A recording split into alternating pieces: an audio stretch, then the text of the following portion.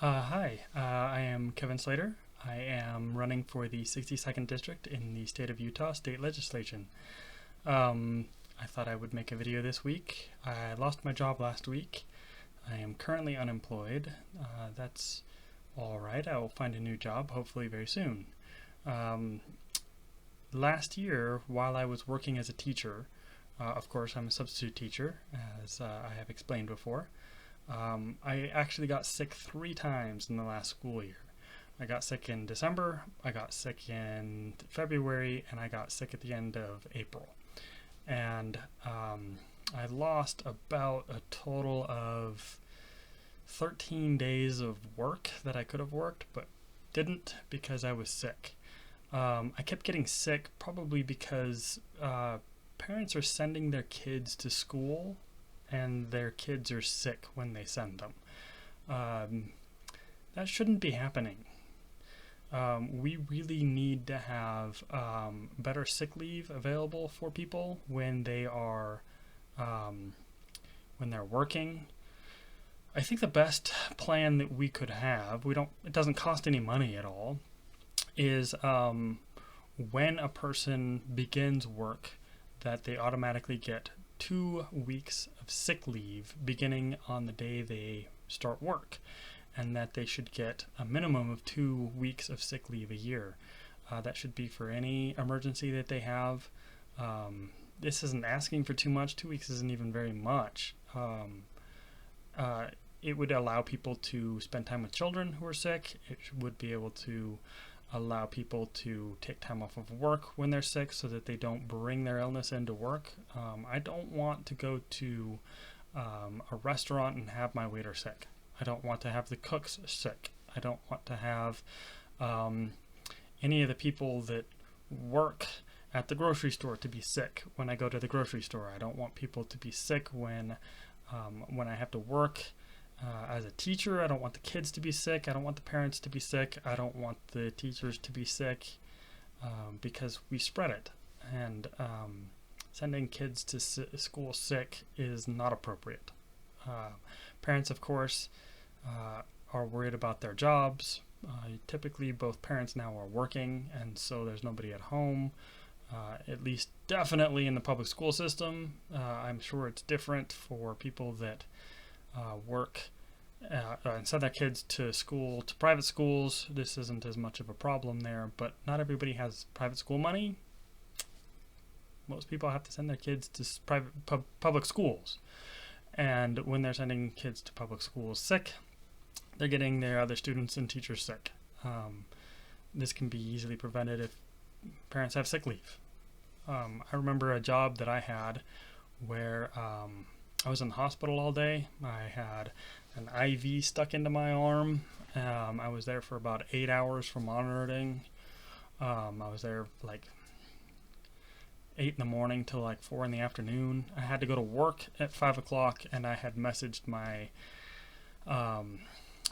employer, my supervisor, and I said, I can't be into work today because I've been in the hospital all day. And she said to me, you either show up to work tonight or you will be finding a new job. So I had to show up to work. I'd been in the hospital for 8 hours. The doctor, as I was getting ready to leave, I said I had to go to work. The doctor looked at me and said, no, you don't. You are not going to work today. I said, I have to. My boss is telling me I must. And she says, I can't stop you. We legally can't force you to stay in the hospital, but you really can't go to work today. And I said, I have to. So I had a friend pick me up, took me to work. While I was at work, I collapsed. I just collapsed on the floor. I couldn't do my job. Um, my supervisor suggested maybe you could lean on the counter, or they even brought out a stool for me to sit on, and I'm checking people out at the shop that I was working at. And finally, my supervisor realized that I was incredibly sick, that I really couldn't be there and do my job, and she finally let me go after I was there for about 2 hours. But I had ended up on the floor. Like, places are not going to give you time off for work. they want you there. Another time, at a different job I was working at, I had the flu really bad. I had the flu so bad. It's the worst flu I've ever had. Um, and I called it Martian death flu because I was sick for almost 2 weeks. I was so sick that I wasn't getting out of bed, and I became dehydrated. And I ended up in the hospital. I ended up in the emergency room, and they had to, again, second time, pump me full of saline because I was dehydrated. And I ended up staying at my grandparents' house. They live in Provo. I was living in Provo at the time. And so I stayed with my grandparents for several days. And when I returned to work the following week, after I had recovered enough that I could start going back to work, my supervisor said, "Man, it was so terrible. While you were away, we couldn't get a hold of you. We tried to call, but your grandmother had your phone." And she was like, "I'm not going to let him come into work. That stupid grandmother of yours." And I'm like, "Are you kidding me? I was so sick. I couldn't move and became dehydrated. And they expected me to show up to work. And the only thing that prevented them was my grandmother was answering my phone." Like, this is the situation workers are in. This is what people face in the workplace. This is the attitude that your supervisor has. This is the attitude that the business you're working for, at the fast food restaurants, at grocery stores, at hotels, all over. This is the attitude they have. They are not going to change. They will not change. They are going to force their employees to go in sick no matter what, because they have not hired enough people to have people that can cover shifts when someone is sick, because it makes them more money.